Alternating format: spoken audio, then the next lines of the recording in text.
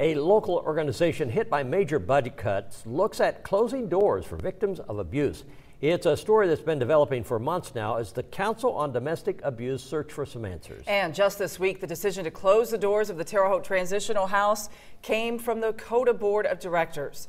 News 10's Jacqueline Beavis visited the facility today to find out more. She's in the studio with tonight's top story and with details on what's next for the important local service. Jacqueline? Mark, Patrice, the letter from the Department of Housing and Urban Development came in about 3 months ago. Since they found out they'd be losing crucial money, they started the search for answers. And just this week, the decision to close the housing option on Holman Street in Terre Haute was the only answer that really worked. Now the group begins the process of recreating their model.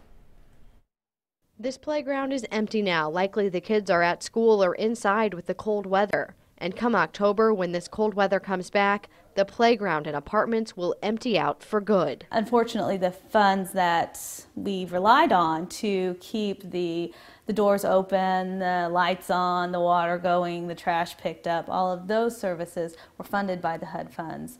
And without that support, we're not able to keep the building open at this point.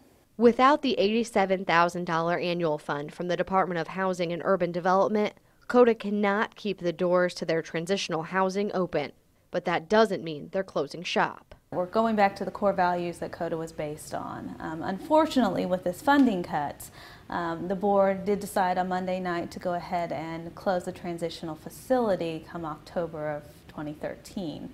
In domestic violence work, there's always more to be done. Until October, they'll continue housing as many as 10 families here.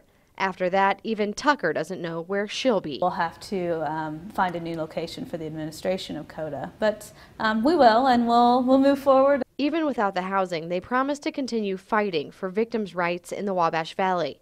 As for the building, well, they're working with local organizations that might be able to use it for similar purposes.